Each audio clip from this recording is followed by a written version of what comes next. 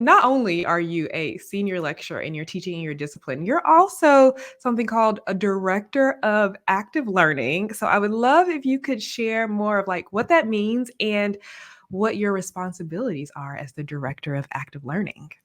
Sure. So when I was looking at this position, so a friend of mine had said, that they were more closely related to the quality enhancement plan at UGA, as the faculty was trying to determine, faculty and administration was trying to determine what would be a next big project with our reaffirmation process at UGA.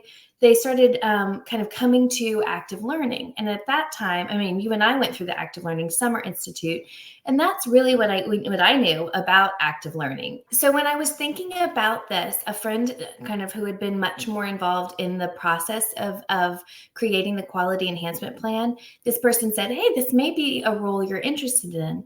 But when I Googled director of active learning, I didn't see any other one across the nation, much less the world. Yes. And so I was a little bit unclear about what that role might be. So I stuck closely to the plan that UGA has, and it's a pretty masterful plan. Really, it says that we need to change a culture. And how do we change a culture in the classroom? How do we stop just having students walk into a class, sit down, maybe listen for 3 to 8 minutes until they get bored and think about something else, shop for shoes online or whatever they're doing. Instead, how do we get them to deeply engage with the material for the entire course, and that might be with each other. And what I loved about this plan that UGA rolled out is it's not just about instructor development. As we both know, that's a huge part of it, having instructors go through the Summer Institute and learn the foundations of active learning, learn how to design a course to deeply engage students is such a central part of it.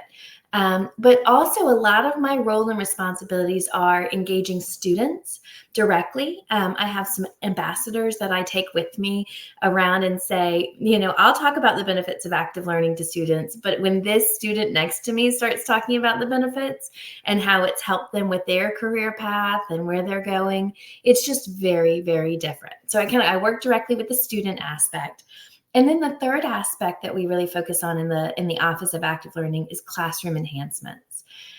Even though I know that our amazing Center for Teaching and Learning says you can teach active learning in any classroom, we also know it's harder in some classrooms than others, right? I right Absolutely. now, yeah, I'm teaching a global issues course in a lecture hall that's got stadium seating, and I'm making myself do active learning and deeply engaging with 75 to 100 students, but I'm feeling the stress of doing that. And so reducing those barriers. So as we're looking around the campus, we're also trying to look at classrooms that we can just really enhance and modernize to be more flexible for that.